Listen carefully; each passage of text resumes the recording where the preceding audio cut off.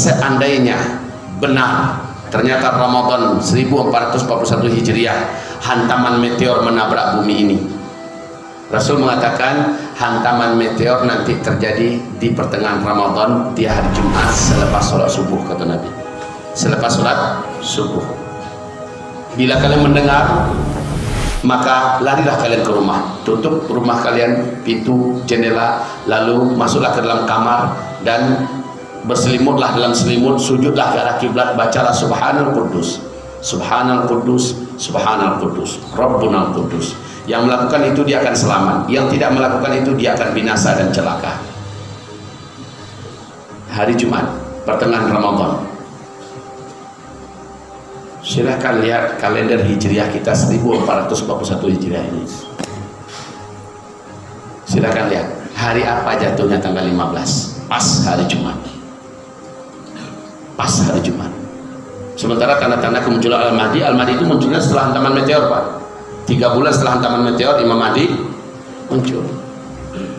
Nah, fixnya ini benar atau tidak, lihat tanda-tanda beredarnya bintang berekor mengelilingi bumi 3-7 hari, kata Rasulullah. 3-7 hari. Tidak satupun manusia di muka bumi pasti bisa melihat di langit ada bintang berekor mengelilingi bumi. 3 hari sampai 7.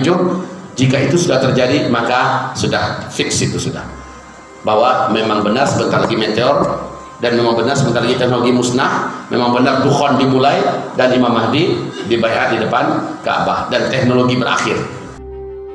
Dan ini akan semakin dikuatkan kalau Raja Salman meninggal dunia, 3 orang putranya ini berkelahi, 3 orang calon-calon kuat ini berkelahi. Semakin kuat apabila terjadi gempa-gempa di Arab Saudi. Dah 100% pasti. Itu aja tanda-tandanya, Pak. Kalau indah berarti belum. Baru saat itu Bapak bersiap-siap, saya khawatir nggak sempat waktunya.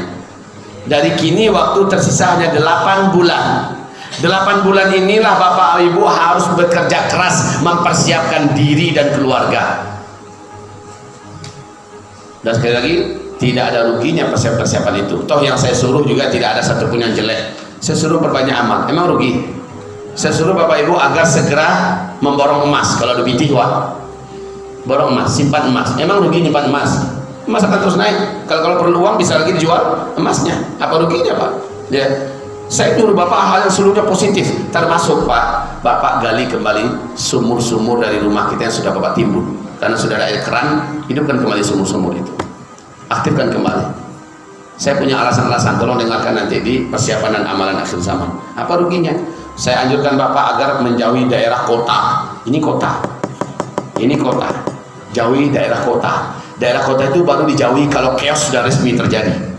Tanda-tanda sudah nampak chaos resmi terjadi. Kita sudah punya tempat di bukit, jauh dari laut, jauh dari kota, tinggi dari laut, jauh dari gunung berapi, dan bukit itu punya sumber mata air, dan sudah ada kapling-kaplingan orang-orang beriman, orang-orang soleh yang membangun rumah-rumah mereka di sana.